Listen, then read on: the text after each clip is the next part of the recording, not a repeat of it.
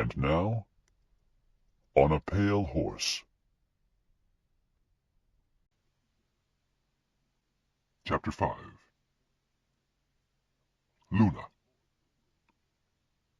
His horse still grazed outside. "Hey, Mortis!" Zane called, and the gallant death steed trotted across to him. What a beautiful animal. He mounted. "Take me home, wherever that is." The horse trotted to the edge of the green plain, and stopped before a handsome funeral home with white columns on a spacious front porch. The name on the mailbox was Death. It figured. Where else would Death live but in a mortuary? Zane looked at the horse. "Is it okay for me to stay here a while, at least long enough to familiarize myself with the premises?" Mortis flicked an ear forward affirmatively.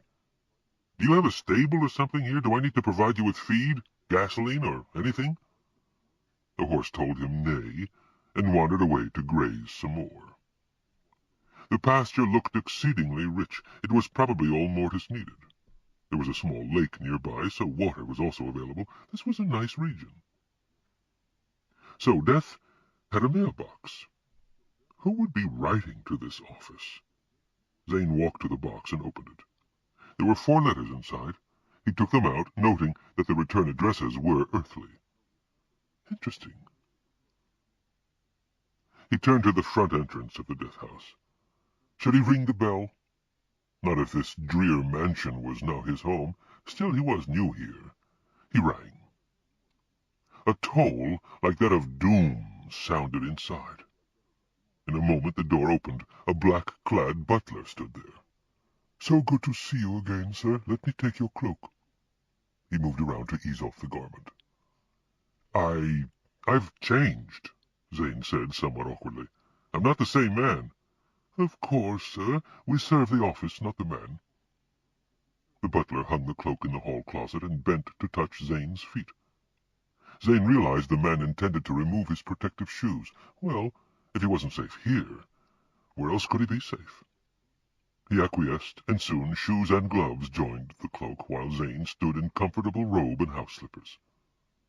He smelled something strange. "What is that odor?" "That is myrrh, sir," the butler replied. "This mansion is scented with it traditionally." "The house of death has to be scented?" "Myrrh is associated with the office, sir." Now Zane remembered lines from A Christmas Carol. "Myrrh is mine, its bitter perfume spells a life of gathering doom. Suffering, sighing, bleeding, dying, sealed in this stone-cold tomb." "Well, substitute something more pleasant," Zane said. "And change that death knell doorbell. If I have any real influence, Death is going to develop a new image." The butler conducted him to a pleasant sitting room deep in the building. "Please make yourself at ease, sir. Do you care for an aperitif? Television? A restoration spell?" Zane sank down heavily in the overstuffed chair. He did not feel at ease. "All of the above," he said. "Presently," the butler agreed. "And shall I take the mail, sir?" "The mail? What for?" "For destruction, sir, according to normal policy." Zane clutched the letters to his breast defensively. "Absolutely not. I don't care if it's all junk mail. I'll look at it first." "Of course, sir," the butler said smoothly, as if pacifying a child. The television set came on in front of Zane as the man departed. "2 changes in Purgatory personnel," the nondescript newscaster said. "The office of Death has a new occupant. The former Death, having acquitted himself satisfactorily, improved the balance of his soul and went to heaven. Death is dead. Long live Death. The policies of his replacement are not yet clear. He's running behind schedule, has allowed 2 clients to escape, and is annoying the staff of his mansion by demanding petty changes in routine.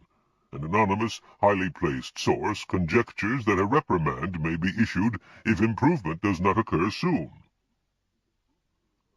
Zane whistled. The Purgatory news was really current and specific. "1 infant has been added to the staff," the newscaster continued. He will be trained as a file clerk once he grows to cognizance. He will, of course, be permitted to choose which age to fix for eternity. This will help relieve the congestion caused by increasing numbers of clients being processed, owing to the general increase in human population. Zane was becoming suspicious. Why was the news so directly related to his own involvement? The butler reappeared, setting a glass of red wine before him. "The spell is included in the formula, sir." "Why is the news so relevant to my interests?" Zane demanded. "It can't be coincidence." "This is Purgatory, sir. There is no coincidence. All news relates to the listener." "Purgatory? I thought that was the building complex across the way." "This entire region, sir. The larger building is merely the administration and testing center. All of us in the intangible zone of Purgatory are lost souls." "But I'm here, and I'm not even dead yet." "No, sir, you 5 are not, technically. The rest of us are." "5? Who?" "The incarnations, sir." "Oh, you mean death, time, fate, war, and nature, sir," the butler finished. "These are the living residents of eternity. All others are dead, except, of course, the Eternals." "The Eternals?" "God and Satan, sir. They are not subject to ordinary rules." Zane took a gulp of the wine. It was excellent, and did indeed invigorate him. "I see. You yourself are dead?" "Yes, sir. I was collected by the holder of your office, twice removed. I have served here for 72 earthly years." "So you watch deaths come and go, every 30 years or so.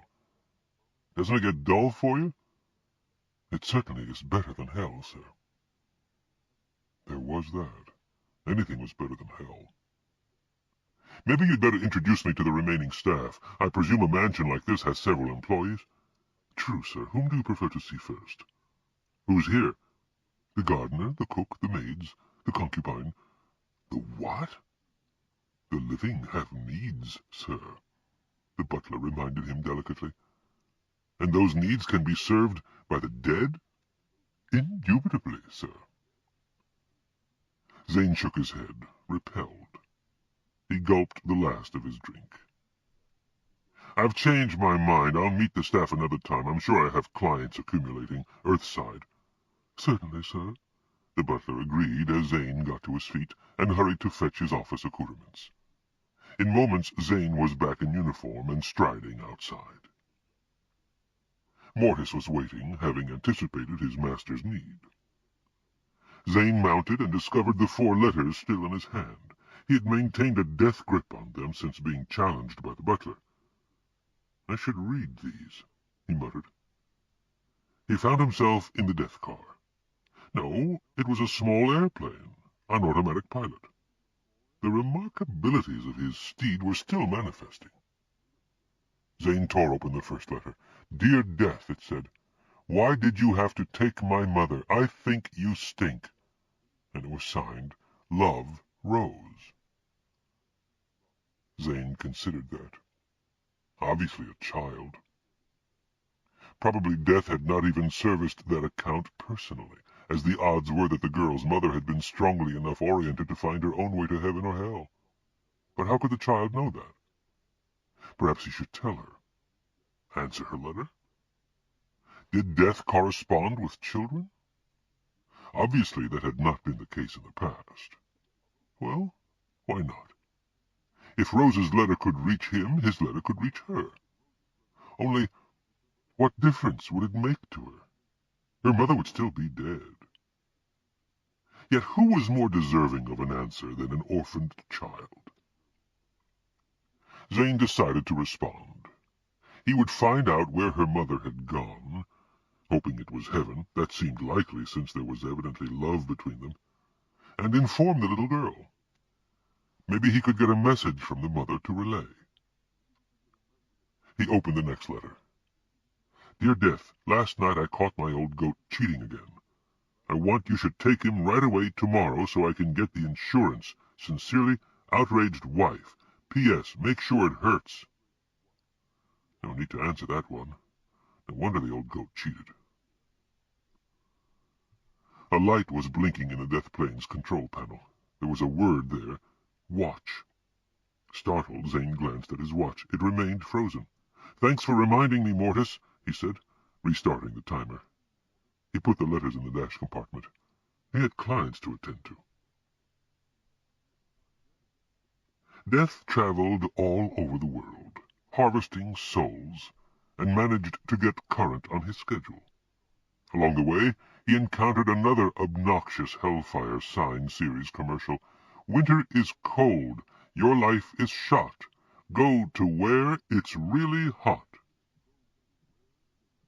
When he had spare time, Zane answered his fan mail, explaining to Rose that her mother had had a terminal ailment and had been in great pain, until finally it had been kindest to send her on to heaven where there was no pain.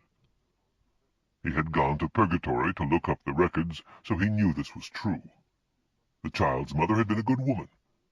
He had not been able to get any answer from her in heaven, however.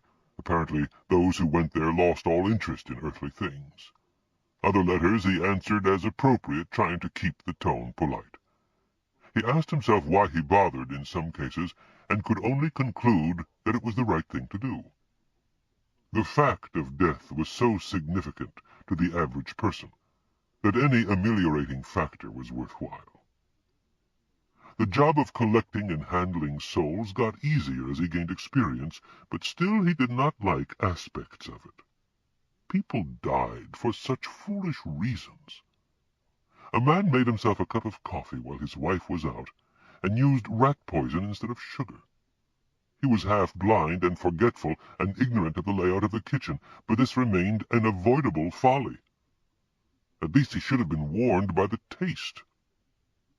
A child got out her mother's collection of curses, invoked them all at once, and was cursed to death before her screams were heard. If only those curses had been stored securely in a locked safe. A teenager went joyriding on a stolen witch's broom. Naturally, the joystick threw him off, half a mile above the ground. A young man seeking to impress his girlfriend jousted with a zoo's fire-breathing dragon and got fried. An old woman grocery shopping in her car made a thoughtless left turn into a cement truck. 5 souls, 3 doomed to hell, when all could have gone to heaven at a later date had those people lived more carefully and tried to do more good. And these were only a fraction of the total, that tiny fraction that was so nearly in balance that it required Death's personal attention. What of the vast majority who went to eternity by themselves, requiring no more than Death's tacit approval? How many of them had ignored their salvation until it was too late and suffered the early demise they should have avoided? Was mankind a hopelessly muddled species? Morbidly curious, Zane ordered a computer printout from Purgatory and checked it over. Now he had the exact statistics, and they confirmed his suspicions. Millions of people were dying from heart and circulatory complications that could have been abated by simple diet and exercise. Millions were dying from cancer because they had not had it checked or diagnosed until too late, and refused to desist from their carcinogenic ways, such as smoking tobacco even when it was fatal for them. A huge number were lost to traumatic causes, car crashes, carpet crashes, falls, firearms. It was horrible how many were shot by their own guns, or murdered by their own supposedly captive demons. Yet what could he, Death, do about it? He lacked Satan's enormous publicity budget, and doubted people would change much even if clearly warned. By the time he was called in, the damage was in most cases too far progressed to be reversed. People really needed to reorder their lives from the start, and he knew that very few would do that voluntarily. They were aware that their lifestyles were at best silly and at worst suicidal, yet they continued unchanged, exactly as he himself had continued, until he actually saw the face of death. If this was a contest between God and Satan, it was evident that Satan was winning. Of course, Satan was constantly campaigning, with periodic helathons on television urging people to get fired and making the ludicrous promise that hell builds men, and offering group plans for families. According to the covenant, neither Eternal was supposed to interfere in the affairs of living people. But God was the only party to honor it. What good was a pact of non-interference that one party violated freely? Yet, if God were to act like Satan, he would be no better than Satan. Zane didn't know the answer, but still he felt the need. Perhaps, he chided himself, if a more competent man had assumed the office, he would have been able to do something really positive. But as long as the office of death was passed along almost randomly, the office holders would be mediocre like himself. What could be expected of someone who had to murder his predecessor to obtain the position? He, Zane, was probably typical of the breed. He couldn't expect his successor to be much better. If any good were to be done, he would have to do it himself, inadequate though he might be. Oddly, that realization gave him a new kind of strength. Probably he would fail, but at least he would try. He didn't know what he would do, or could do, or should do, but hoped he would acquit himself appropriately when the chance came. He glanced up. He happened to have parked in a northern latitude during a break between cases where snow lay on the ground. There was yet another of Satan's ubiquitous billboards. "Hello! It's warm below. Sign up early for preferential treatment."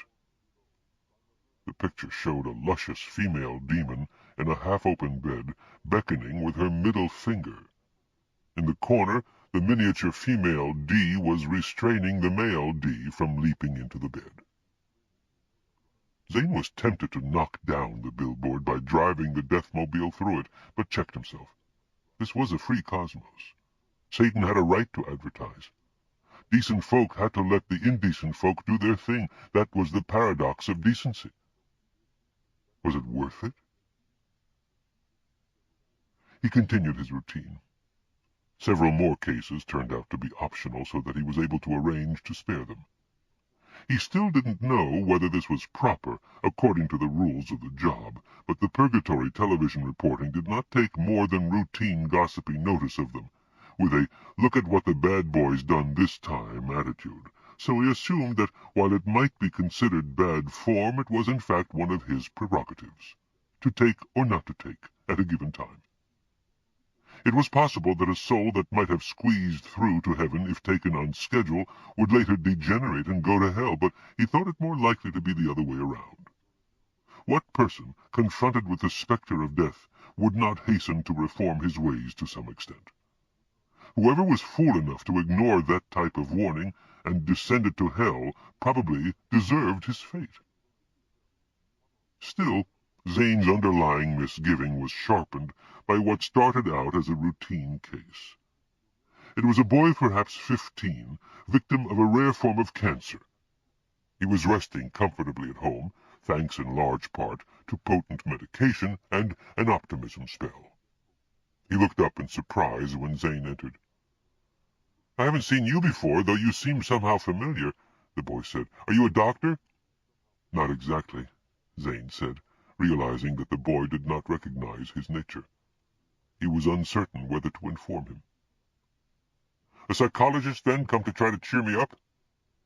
"No, just a person come to take you on a journey." "Oh, a chauffeur, but I don't feel like riding around the park again." "It's a longer trip than that." "Can't you just sit down and talk a while? I get lonely." The boy ran his fingers through his tousled yellow hair as if to clear his head of loneliness. Zane sat on the edge of the bed. His watch showed 15 seconds on the countdown. He froze it there. This boy was dying, and would no one keep him company? Probably because his family and friends knew what the victim didn't. That was one of the ironic cruelties of the situation. "I will talk with you." The boy smiled quickly, gratefully. "Oh, I'm so glad. You'll be my friend, I know." He put forth his hand with some difficulty, for he was weak and it took muscle to hold the hand horizontally from the body. "How do you do? I'm Tad." Zane took the boy's hand carefully. "Pleased to meet you, Tad. I am—" Here he stopped. The boy didn't know he was going to die. What kindness would it be to tell him now? Yet to conceal the information was to lie. A lie by default was still a lie. What should he do? Tad smiled. "You've forgotten? Or you're here to give me a shot and you're afraid I'll scream?" "No shot," Zane said quickly.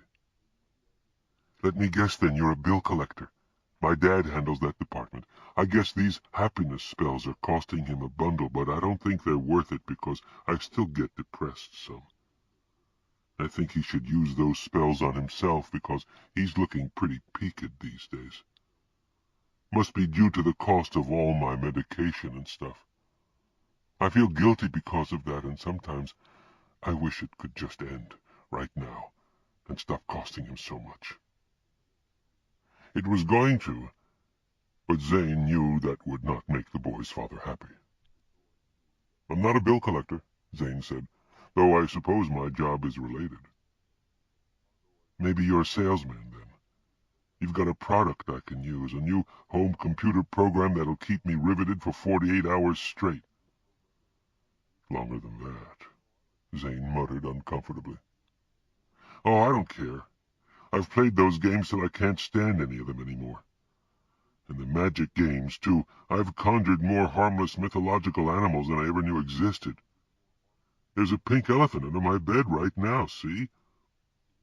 He pulled up the trailing coverlet, and Zane saw the pink trunk of an elephant. "What I really want is to go out in the sun and wind and just run and feel the dry leaves under my feet crackling. I've been in this bed so long." Of course the boy was too weak to run. Even if Zane took him alive out of the building, it wouldn't work.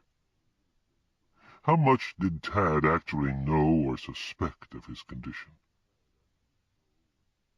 "What's the matter with you?" Zane asked. "Oh, it's something to do with my spine. It hurts, so they invoke a local anti-pain spell and give me a spinal shot, but then my legs get numb and I can't walk. I wish they'd get it fixed. I'm missing a lot of school and I don't want to repeat a grade. I had a B average. All my friends will be moving on up, and I'd look pretty silly." So they had actually told him he would get better. Zane found himself turning angry. What right did they have to deceive him so? "What's the matter?" Tad asked. Now Zane had to make a decision. Should he tell the truth, or continue the lie? If he avoided the issue, he would in fact be lying by inaction. "I am on the horns of a dilemma," he admitted. "Watch how you sit on them," the boy advised. Zane smiled. Trust a youth to make a pun of the horns. "I'd rather be astride my good horse." "You have a horse?" "I always wanted one. What breed?" "I don't know his breed. I'm not expert on that sort of thing. I inherited him. He's a big, pale stallion, very powerful, and he can fly." "What's his name?" "Mortis." "A Morgan? That's a good breed. Mortis." "Morris?" "Mortis with a T. He's a—" Tad was not stupid. "Mortis means death," he said. "I made a B+ in Latin." Zane felt a sinking sensation. He had given away more than intended, not being a student of Latin. "He's a death horse." "But no living man can ride a death horse." "Unless the horse permits," Zane said, knowing what was coming. Why hadn't he had the courage to state his business honestly? The boy turned his head to stare at Zane. "That cloak," he said. "That black hood, your face, I see it more clearly now. It's just a skull." "So it appears, but I am a man. A man performing an office." You must be—" Tad took a shuddering breath.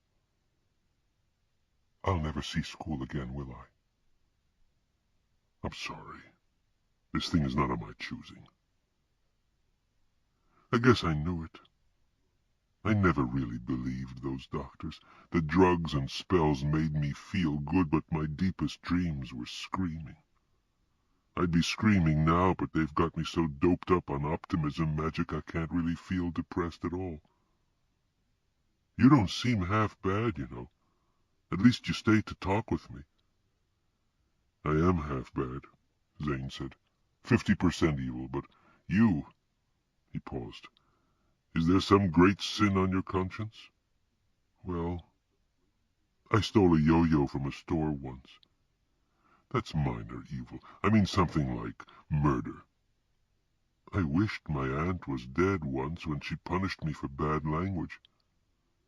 Wishes are minor unless acted upon. Did you ever actually try to kill her?" Tad was horrified. "Never. I wouldn't even think of doing a thing like that." Then he smiled ruefully. "Well, I guess I did think of it, but I knew I never really wanted to." "Perhaps you told a terrible lie that got someone else in very bad trouble, or caused a death.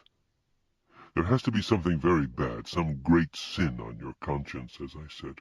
Something you know is really wrong." The boy considered. "There's some I'd have liked to get on it, but I never got the chance. I'm really pretty clean, I think. I'm sorry I haven't anything better to offer." Something was amiss here. Zane brought out the 2 diagnostic gems. "This will not hurt," he said reassuringly. "That's what all the nurses with needles say." "No, really, it's painless. I'm merely toting up the evil in you." The yellow stone brightened into brilliance as Zane passed it near the boy, while the brown one darkened only slightly. "You're 90% good," Zane said, surprised. "I told you I wasn't much." "But I only come personally for those in balance whose souls can't get free by themselves. There's been a mistake." "You mean I'm not going to die?" Zane sighed. "I don't know, but I doubt that's the nature of the mistake. I think you were slated to die alone, and somehow a wire got crossed and I was summoned. Purgatory is short-handed at the moment. Mistakes will happen. I'm sorry I intruded on you. It was not necessary for you ever to know what was awaiting you until it happened. Oh, no, I may be artificially happy, but I'm still lonely. I'm glad you came. It was a good glitch. If I've got to go, I'd like to go with company. May I have a ride on your fine horse?" Zane smiled. "Indeed you may, Tad." "Then I guess I'm ready." Zane pushed the button on his watch, and the dread countdown resumed. In 15 seconds a sudden seizure shook the boy, and Zane reached out and drew forth his soul before there could be more than momentary pain. He carried the soul outside to where the horse waited. Zane had arrived in the limousine, but Mortis had somehow anticipated his need. Zane mounted, holding the soul before him. The stallion leaped into the night sky. At the top of the arc, Zane let the soul go. It continued to float up toward heaven, while the horse fell back toward earth. "Farewell, Tad," Zane murmured. "You go to a better place than that which you left." Zane wrapped up his remaining collections, classifying most of the souls and delivering the rest to Purgatory. Then he went to Death's mansion in the sky for a meal and some sleep. The doorbell now played light classical music, and the scent of the house was of lilies. He might deal in death, but he was alive and had to maintain himself. He was preoccupied with Tad's case even after it was over. Had he done the right thing, talking to the boy while other clients waited, telling him the truth that had been denied him? Would this be another bad mark on Zane's record for the television news to announce gleefully? It seemed Death was becoming the butt of much Purgatory humor because of his erratic ways. This time, he didn't turn on the TV set. The staff of the death house seemed alive and solid to him, though Zane knew he was the only living person there. He wasn't certain whether the office of death made him eligible to interact with the dead, or whether the dead were spelled to seem more physical than they really were. Regardless, when he shook a spirit's hand here in Purgatory, that hand was solid and warm. But he remained keenly aware that these people were not of his world. They were dead, and he was alive. He did not feel comfortable in Purgatory. Then he remembered the magician's daughter, Luna Kaftan. He had made a date with her, and her father had been insistent that he keep it. His curiosity had been aroused, and as his memory of his fleeting acquaintance with Angelica, the woman he should have romanced, the one he had sold for the worthless Wealthstone, as that impression faded, his image of Luna sharpened. She had been amazingly attractive in clothing. Why not get to know her better? She, at least, was living. He drove the Deathmobile to Luna's house. But as he arrived in Kilvara, he suffered an attack of misgiving. Was it proper to involve the Office of Death in a personal matter? In fact, hadn't he intended to meet Luna as himself rather than as Death? He decided to present himself incognito, as Zane. He stripped away his cloak and gloves and shoes. That left him vulnerable physically, but more secure socially. There was a lot to be said for anonymity. He rang the bell. It occurred to him belatedly that she might not be home. He hadn't set a particular date. In fact, he was not certain what day this was. A glance at his watch could tell him, of course. It was just that the things of the living world had not been much in his awareness these past few days. In a moment she answered. She was in a yellow housecoat, her hair bound under a net. She was neither lovely nor plain, but in a somewhat formless, in-between state that was apparently the female neutral condition. Grief was evidently taking its toll. She seemed to have lost some weight, small lines were forming about her face, and her eyes were shadowed. He didn't need to inquire what she had been doing for the past few days. She had been home suffering. Luna looked askance at him, and he realized how strange he must look in shirt, worn trousers, and stocking feet. "My name's Zane," he said. "I'd like to be with you this evening." Now her glance was piercing. She didn't recognize him. "I believe you have the wrong address, stranger. How did you get past the Griffins?" "It's the right address, but perhaps the wrong uniform. You have met me before in the guise of Death. The Griffins gave me wide clearance when they recognized me by smell. We have a date." She was quick to reappraise him. "Then come in." She opened the door.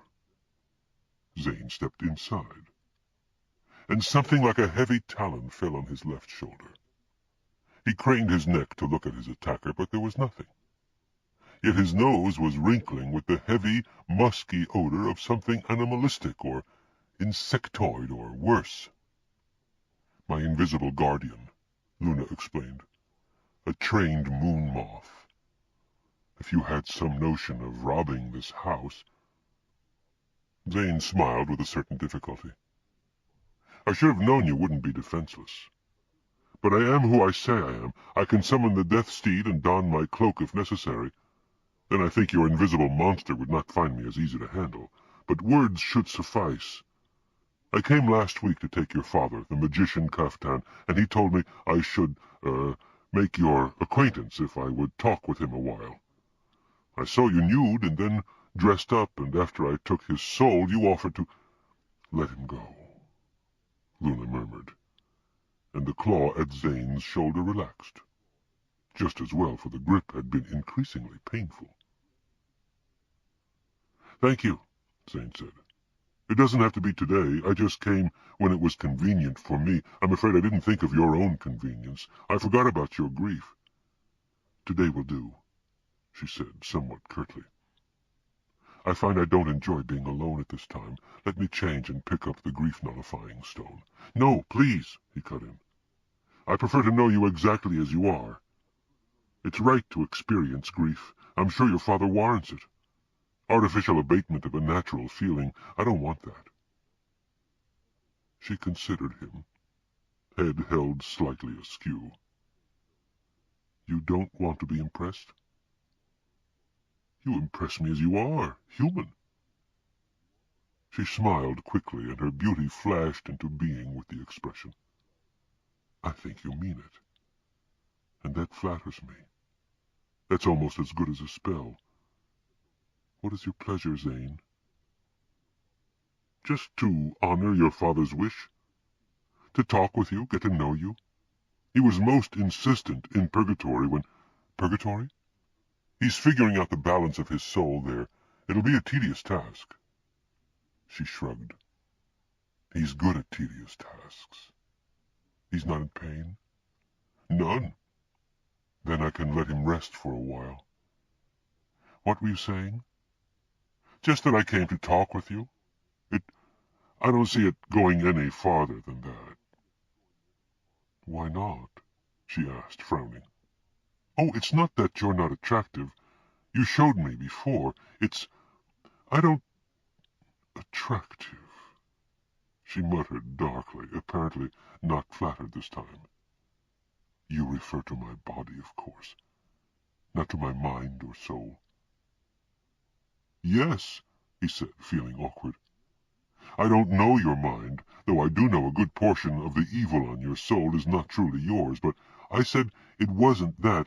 I know you can make yourself as beautiful as you want to be, but even if you were ugly, you're someone, and I'm no one.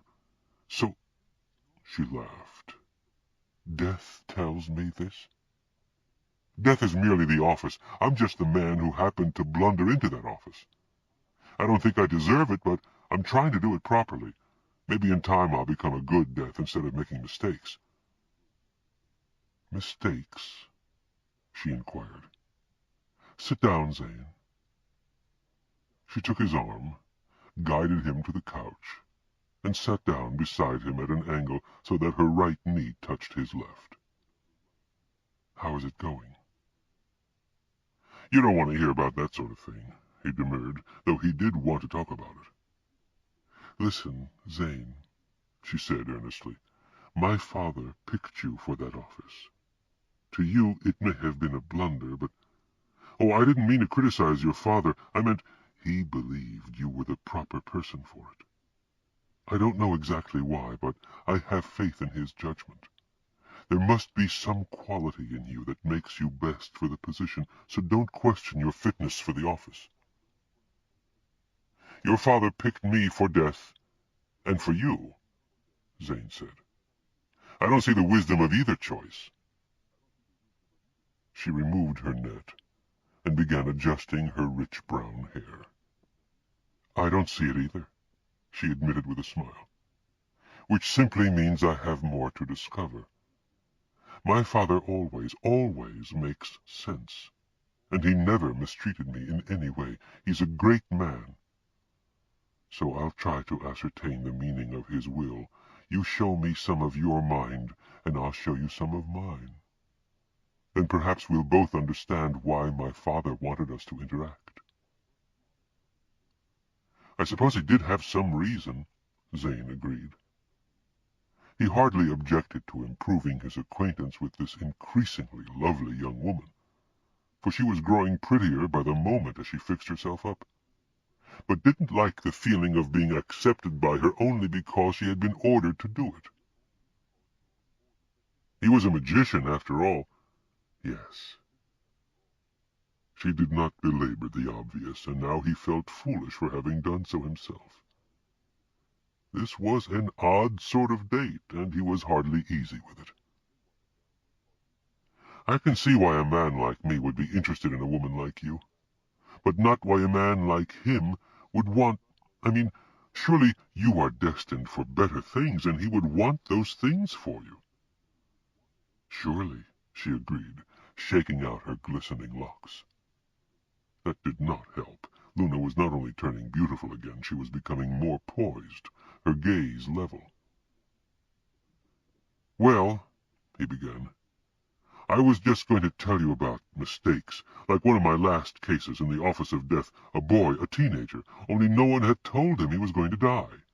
But he knew it when he recognized me. I don't know whether it was right to lie to him as they did or tell the truth as I finally did. Either way, I think I mishandled it. So it's a mistake. You regard an indecision as a mistake? I don't know, I guess so. How can you do what's right if you don't know what's right? She made a moo. Score a point for you. I suppose you just have to learn from experience, hoping you don't do too much harm in the process. I never really appreciated the significance of death before, he said, troubled.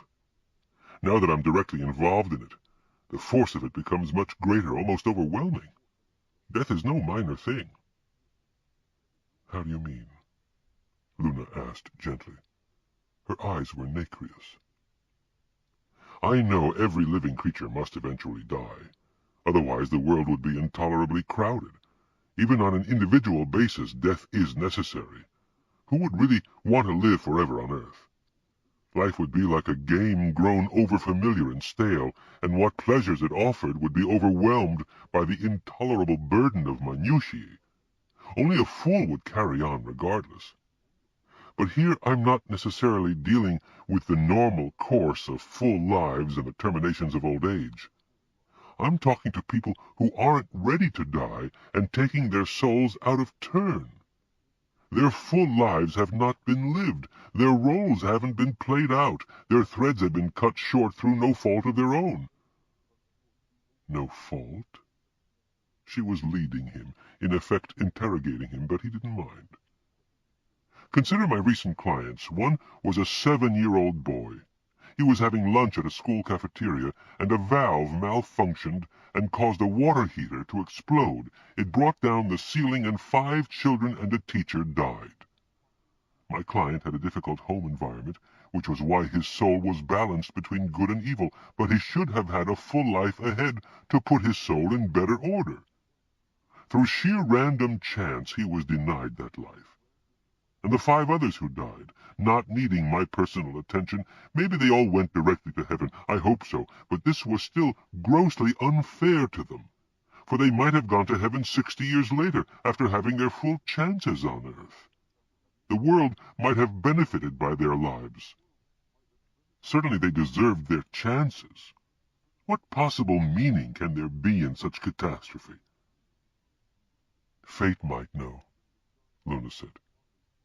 And there was a giant flying carpet taking off from Washington, carrying 79 people south. Ice formed on its forward fringe and interfered with its levitation spell, and it grazed a bridge and crashed into the Potomac River, killing 90% of the passengers. I was there for a client, and saw the crash. And it was so unnecessary. The simplest de-icing spell would have prevented— I thought they always de-iced large carpets in winter. They do, but they used a weak one this time, and the ice built up again more rapidly than expected, and no one checked. All those innocent people killed. And I thought, why? Why? If it made any sense at all, maybe I could accept it, but this was mere caprice. All those people subjected to the indignity of meaningless termination, their families saddened. I don't know whether I can continue to be a part of this. I would justify it if I could, Luna said. My father believed there was a purpose in death, however untimely it might seem. He said there was always a rationale if we could only see it. What possible rationale for children killed by an explosion, or families smashed in a carpet crash? He demanded bitterly. Can God have any hand in this? I don't know. My father had a dream of a benevolent universe wherein heaven, purgatory, and hell are all necessary aspects of a divinely functioning whole. He would have believed that there was a specific reason for every out-of-turn death, and that fate had directed each person to be on that particular carpet. Do you believe that? She sighed. My soul is burdened with evil, and my faith is weak. I don't have the information my father had. You're mortal, like me, he said. "You're not provided with ready answers." "All too true, but I still think we can work out a rationale if we try." "How exactly did you get to be Death?" "I shot my predecessor," Zane admitted. "I was going to suicide because I'd been gypped out of a girl like you, beautiful and wealthy and loyal, but when I saw Death, I killed him instead. Then fate came and told me I had to be the new Death. So I was." "A girl like me," Luna said. She had continued adjusting herself and now was verging from lovely to ravishing, approaching the physical appeal she had had on their last meeting. "Yes, not only pretty, but pure." Luna choked on a fit of laughter. "How little you know about women." Zane shrugged. "I've known ordinary women, but Death came for you personally." She cut in with a feminine non sequitur. "That means you were half evil." "Yes, I never claimed—" "If you were to pass your definition gems near me, you would find me much the same. My outer form is as fair as nature and cosmetic magic can make it. My inner personality is suspect. Don't put me on any pedestal, Zane. I can match you evil for evil." "Oh, I'm sure—" "No, you aren't. But you might as well find out. That should settle whatever my father had in mind." She got up and strode across the room, lithe and purposeful. Her housecoat seemed to have changed along with her attitude and now looked more like a gown. Whatever magic she had wasn't all magic, he realized. "Come to the stone chamber." Zane followed her, anticipating some kind of crypt hewn out of bedrock, but the chamber turned out to be a bright, wood-paneled room arranged like a museum, with small stones of every type set out on shelves and in cabinets. "These are magic?" he asked, amazed. "Certainly. That was my father's business, enchanting stones. Some of the most intricate magic in the world is concentrated here. The stones you use to analyze souls may have been crafted by my father, as he was one of perhaps only 4 living people capable of that precision of magic. He surely knew more about you than you knew about yourself. That's why we need to get to the bottom of this. I confess I'm not keen on any relationship with you, and your interests obviously would have preferred to focus elsewhere, but my father selected you and me for reasons we are bound to fathom before we part. We can't afford to take the risk of rejecting what he set up unless we first understand the reason for it. If we discover a continuing relationship is necessary, we can grit our teeth and use the love stone to facilitate—" "I doubt I need a love stone," Zane said. "All I need is to look at you closely." She shrugged that off as if irrelevant. "But first we must separate reality from illusion. My father said that a person is best defined by the nature of his evil. His own evil was in dealing with Satan for the sake of increased magic power. Without demonic help, he would have been merely a world-class magician instead of a grand master. So he is defined by his lust for complete professionalism, and I know that damned him, but I also respect him for it." "Yes," Zane agreed, impressed. He had heard that a world-class magician could virtually demolish a city with a single fission spell. What could a Grand Master do? Zane didn't know, and suspected no one else knew because of the secretive nature of such magicians. "Now, you and I will exchange evils in the presence of these stones and see what we shall see." Luna lifted several gems from their casings. "I really don't understand. Hold this stone in your right hand. It glows only when you tell a lie." She handed him a dusky diamond. "And this in your left. It's a sin stone, like the one you use to evaluate souls." Zane held the stones, not at all certain he liked this. Luna took similar stones in her hands. "I will lead the way so you can see how it's done," she said. Zane said noncommittally. "My name is Venus," she announced. Her truth stone flashed warningly. "I mean Luna." The stone remained dark. "I only did that to prove it's working," she explained, and the stone did not object. "Now test yours." "My name is Jehoshaphat," Zane said, and saw his own truth stone flash. "Zane." The glow faded. Luna took a deep breath that did things for her torso. She looked pained. "Oh, I don't like this. Why am I doing it?" she asked rhetorically. "Let's not do it," Zane said. "I don't want to know your secrets." But his truth stone flashed. "I have fornicated with a demon of hell," Luna announced. Zane's jaw dropped. She faced him defiantly. "There, I did it. Note that my truth stone did not glow, but my sin stone brightened." She gestured with her left hand, showing how the stone had come to life. "Whose sin stone gets brightest, that's the most evil one of us." Zane swallowed. How had he gotten into this? But Luna's sincere discomfiture made her prettier than ever, and somehow he felt he had to prove she was better than he. "I embezzled funds from my employer," he said. His sin stone brightened, but not as much as hers. "I am worse than you," Luna said, like a child teasing. "I never had the opportunity to make it with a lady demon," he pointed out. But he remained shaken by her revelation. She looked so innocent. "And I never had an employer from whom to embezzle. Opportunity is only part of it." She took another breath. "I practiced black magic." "I thought that was your father, not you." But he saw that her right stone was dark while her left one had brightened another notch. She was guilty, all right, though he, personally, didn't care about black magic. Magic was magic, wasn't it? What did it really matter what color it was? She was waiting for his second confession. "I gambled away almost everything I had, including friendships."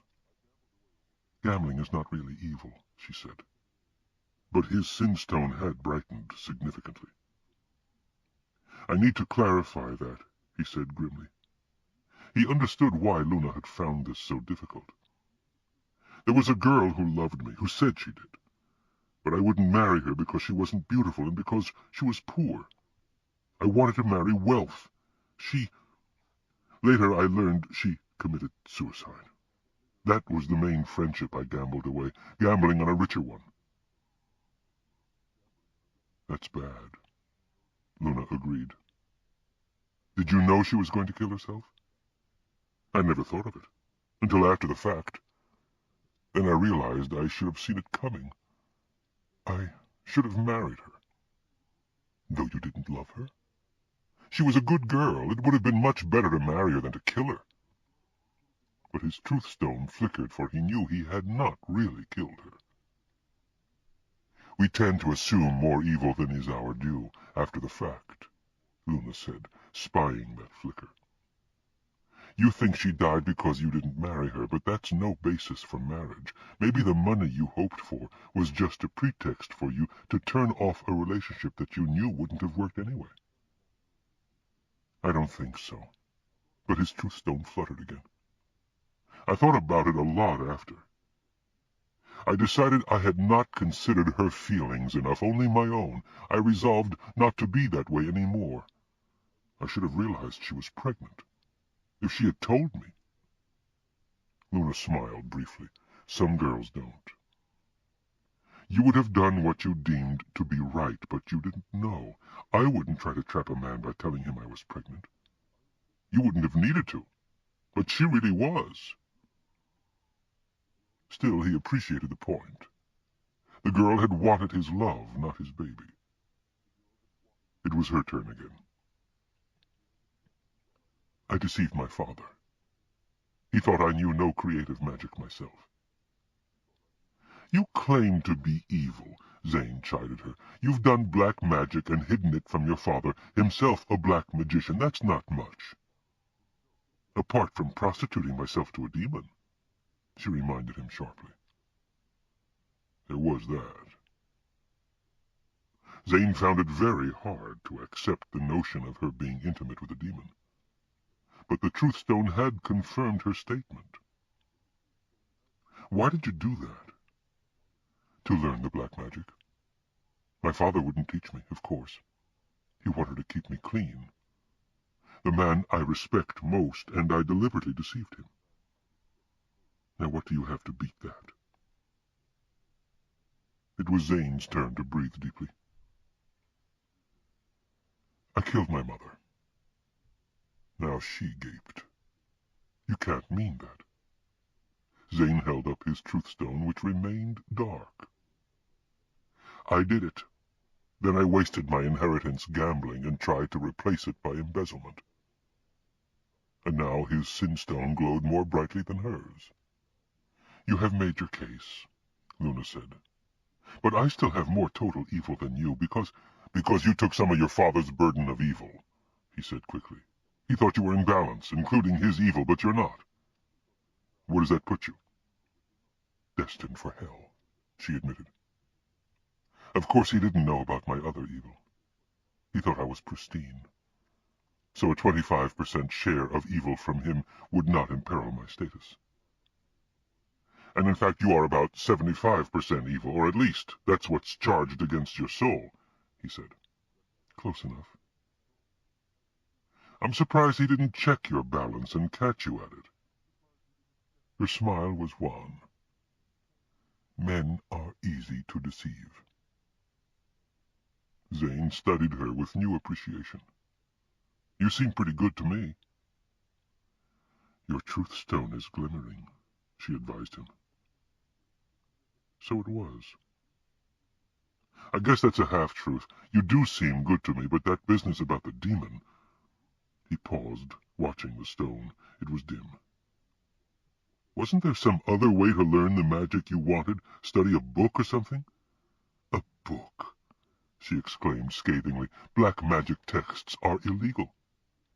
But you can find them on the black market. My father would have known. Only black magic could counter his black magic, even to the limited extent of concealing this information from him. It would indeed require special measures to hide something from a magical Grand Master, Zane realized. So maybe she had required input from hell. Still, why did you want black magic if your father said no? You always obeyed him in other things, didn't you? She winced. This betrayal of her father was evidently an extremely sensitive matter to her. It always fascinated me. I knew the power my father had, and I wanted... She broke off, for her Truth Stone was glimmering. Oh, fudge, I should have set that stone down. She took another breath. I was afraid for my father. Some of those minions of hell, they frightened me. I don't mean little child bugaboo-type frights. These things were truly, fundamentally evil, and they had such power, such malign awareness. You really can't appreciate such horror unless you find it near. I knew they regarded my father as a rare prize, and though I also knew he was smarter than they, still he was riding the tiger. I didn't want to see my father damned, and I knew he would be, but there was no way I could help him unless I learned more about his business. So I learned all I could, legitimately. And some of the things in the legitimate, unexpurgated texts gave me screaming nightmares. Then finally I had to move on into, and the only coin I had to offer was, This time her stone was quiescent. Zane considered. I think I could get to like you pretty well. I know I'm nothing special, but, well, can we set another date? She seemed surprised. Date? Go out for a walk, or to eat, a pretext for being together, for talking some more. You can have what you want right now, she said, her voice sharpening. You don't have to clothe it in romance. I don't think so. It's true. Try me. After the demon, nothing you want will be so bad. Zane cringed inside to think of her opinion of the needs of men. She really had not had much experience in this regard, and, no doubt, thought of the demon as nothing more than an exaggerated man. I want your respect. She tilted her head, peering at him quizzically. My what? Your respect. You have mine. Your father was right. You are a good person. I don't care how the sin ledger stands. There seem to be a number of artificial standards of good and evil that don't really relate to true merit or demerit. Maybe the official system of classification has failed to keep up with the changing nature of our society. You haven't done anything I consider really wrong, except, well, even the demon, if you only did it to help your father, and you did help your father, because without your help he would have gone directly to hell without passing Purgatory. So it was more like a sacrifice.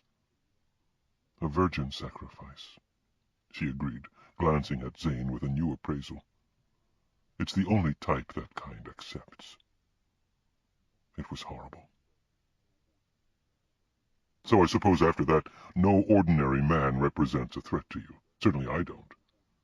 But a woman who would do that to protect her father... I'd just like to know you better, that's all. Yet you killed your mother, she pointed out. What do you care about anyone's parent? I cared about her, he said, somewhat stiffly. But she was dying anyway, and in pain, and she knew it was hopeless. When she asked me to... I just had to do it, that's all, even though I knew it was a crime and a sin that would damn me. It wasn't right to let her suffer any longer. Luna's eyes narrowed. Just what happened? Oh, you wouldn't care to hear. Yes, I would. Zane closed his eyes, suffering in retrospect. She was in the hospital, and her hair was falling out and her skin turning rough like that of a lizard. And there were tubes and wires and things going into her and coming out of her in a continuous violation of her body, and different colored fluids bubbling, and gauges pulsing with every breath she took and every beat of her heart, so that any stranger passing by could read at a glance the most intimate secrets of her functioning. She would have died long since, from mortification as much as physical failure. But the artificial heart and kidney and stomach wouldn't let her.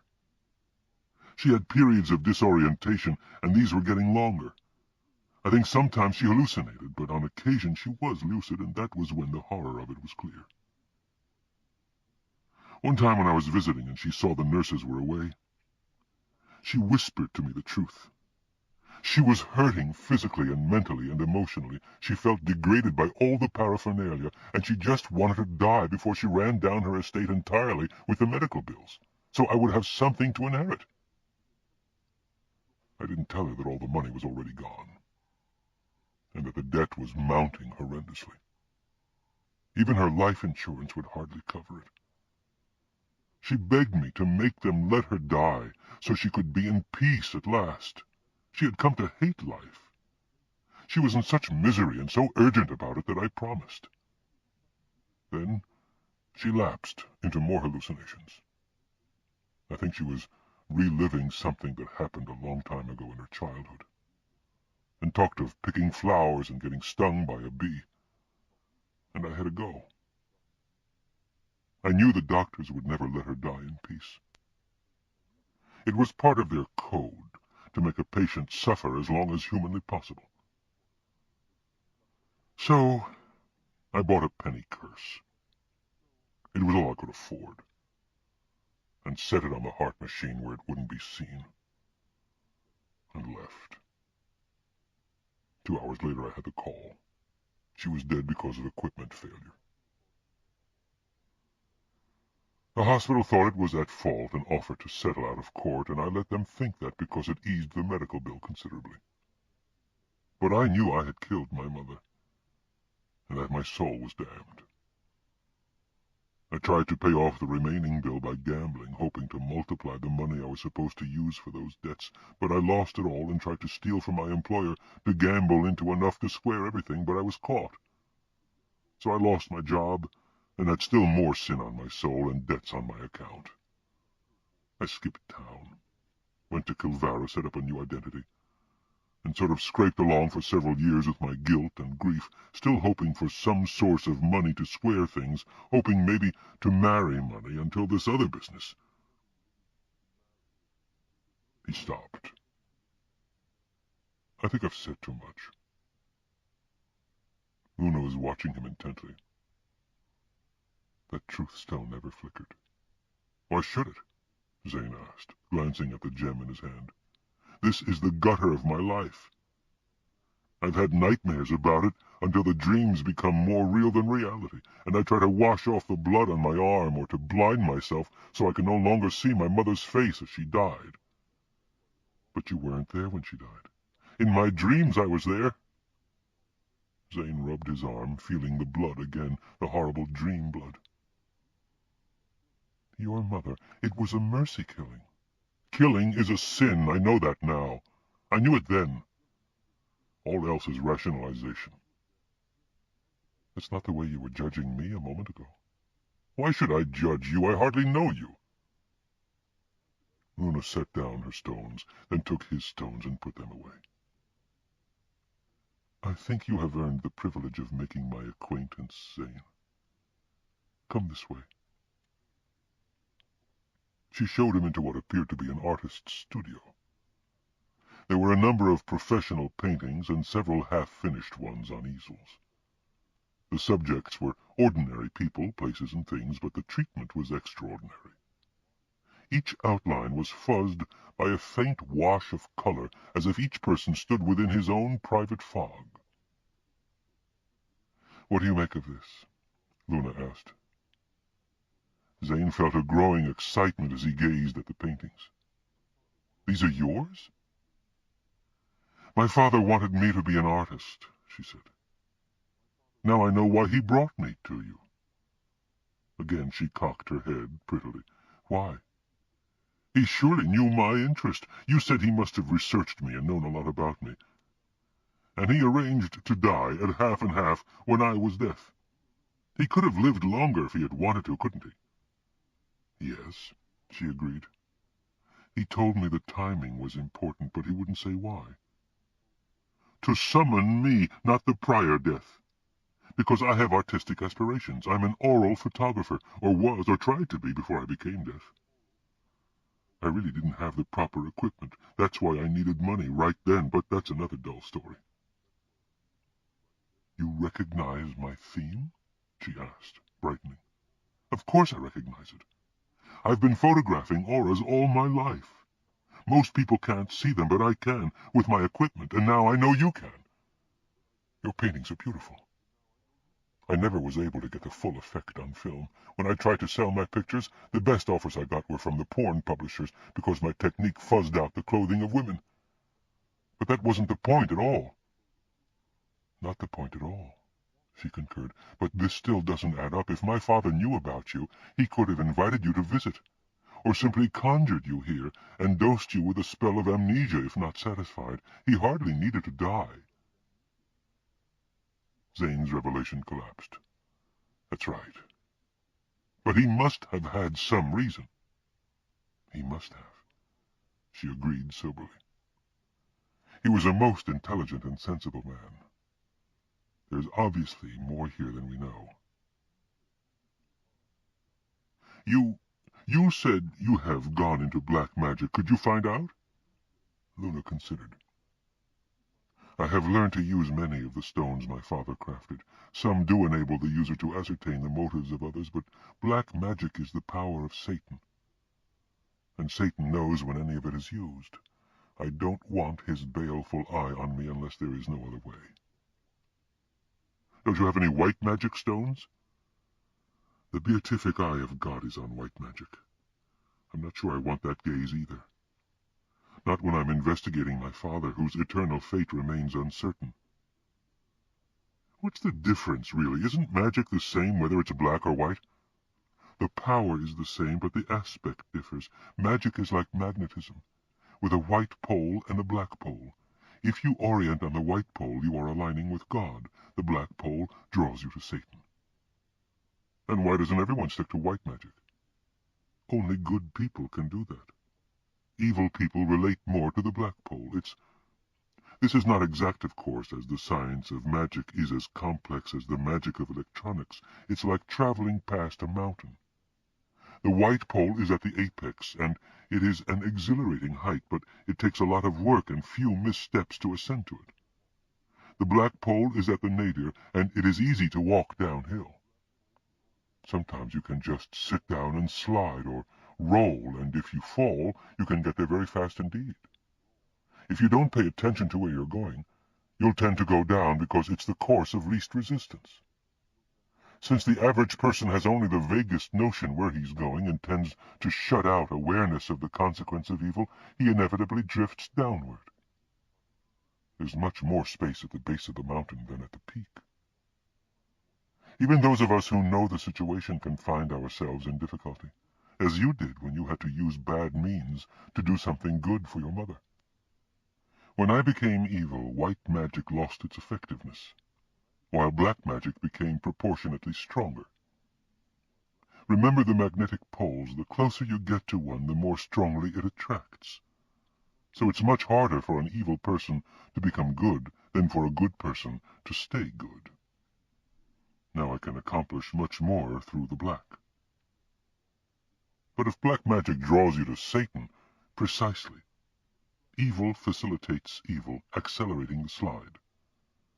I don't dare use any more black magic if I want to achieve eventual salvation. I'm almost too deep already.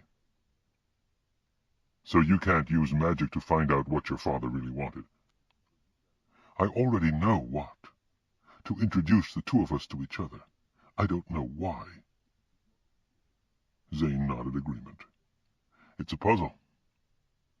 Let's meet again. Maybe we can figure it out. She smiled. Yes. I think we understand each other better now. We have plumbed the depths of each other's evil, and not been repelled. How true that was. Zane had told no one before of his guilty secret of murder, and he was sure Luna had not let any other person know hers. As it had turned out, there was a certain similarity in those secrets, for each of them had descended into evil in order to help a respected parent. No, there would not be condemnation from either.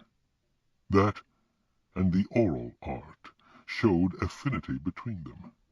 Still, it did not seem to warrant the extraordinary measure the magician had taken in sacrificing his own life. Zane turned to leave. I need to get back to my business. She looked up at him, her gray eyes seeming larger and brighter than before, like moons. But it was no longer her physical beauty he saw so much as the character of a person who had sacrificed herself for a parent. Yes, of course. Life is art, and your art is now in your office. When do you wish to visit again? I'm hardly aware of the calendar now. I can't tell how crowded my schedule will be. Does it have to be a set date? Naturally not. Come when you can. I'll be here. She glided close and kissed him. Zane found himself in the Deathmobile, driving out of town before he was able to focus on the significance of that abrupt act. He had held his emotion in abeyance during their discussion, uncertain whether he would be seeing Luna again. She was, after all, hardly the type of woman Angelica was. Well, no, he had to qualify that, for now Angelica was misty in memory, while Luna was preternaturally clear, as if outlined by some divine retouching pen. And if Luna was no pristine creature, she certainly had more character than he suspected the other woman had. Luna's very impurities matched his. How could a soiled, sullied person like him expect to win the love of an angel? Only a fallen angel could be within his grasp. Luna's artistry attracted him, for it was exactly the talent he had tried to evoke in himself without sufficient success. And her abrupt kiss had stunned him, because now she knew him for what he was, a man who had gambled and embezzled and killed his mother, yet found him worthy of this mark of favor. True, she had offered him more than that, and he could have used the love-stone to compel her feeling as well as her physical cooperation, but he had never been one to seek the favor of a woman under duress. He wanted to be loved for himself alone, unworthy as he knew himself to be, and the significance of the kiss was the suggestion that this was possible. Still, that business with the demon. He had heard horrendous things about the sexual appetites of demons and the uses to which they put acquiescent or unacquiescent girls, especially pretty girls. Some were no longer pretty after the demons finished with them. To fall into the power of a demon was to be ravaged in more than the physical sense. Luna had not suffered loss of beauty, however. Zane punched his watch. 6 minutes on the countdown. He had a client to attend to.